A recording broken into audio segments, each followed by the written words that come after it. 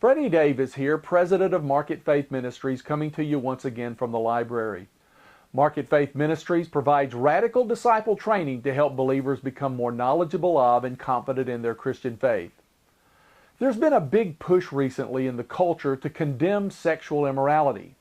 However, the big push is not meant to condemn it generally, but only in certain situations. And these situations actually primarily relate to politics, not really to sexual immorality. For instance, the Me Too movement that's been getting a massive amount of press lately was started supposedly to put the spotlight on men in positions of power and authority who use their position to take advantage of women sexually. Another contemporary example is how President Trump is being roundly condemned in the press for his alleged sexual encounters with certain porn stars and other women years ago. Now, for Christians, these things definitely fall into the category of sexually immoral activities. No biblical Christian would ever make excuses for people who violate others sexually or commit adultery. However, in condemning these kinds of actions, one also cannot be selective in their condemnation. These things are not immoral in some situations, yet excusable in others. The problem we face is that the news media is being selective. They only condemn these activities in those whose politics they disagree with. In other words, it's not the sexual immorality that's a problem, but the politics. If sexual immorality were really the issue, then they would be condemning it everywhere they see it. The Bible teaches that sexual exploitation and adultery are sins.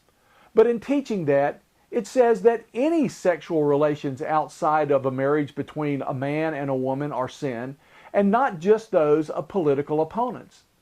In addition to sexual exploitation and adultery, fornication and homosexual relationships are also rebellion against God. Homosexual marriage and shacking up are just as wrong. And not just with famous people either, but with everyone, and with both men and women. Yet the entertainment industry and the news media not only don't condemn these, but actually excuse and promote them as normal for most people in most situations. The reason for the hypocritical standards is that in modern pop culture, there is no such thing as absolute standards of moral behavior.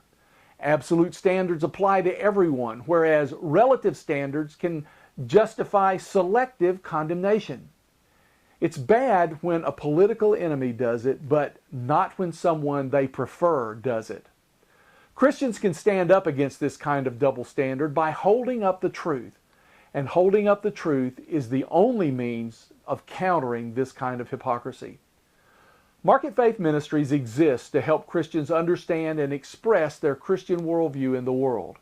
Check us out at www.marketfaith.org to see all of the worldview resources we have posted there. Also, feel free to talk to us about bringing this unique worldview training opportunity to your church or Christian organization.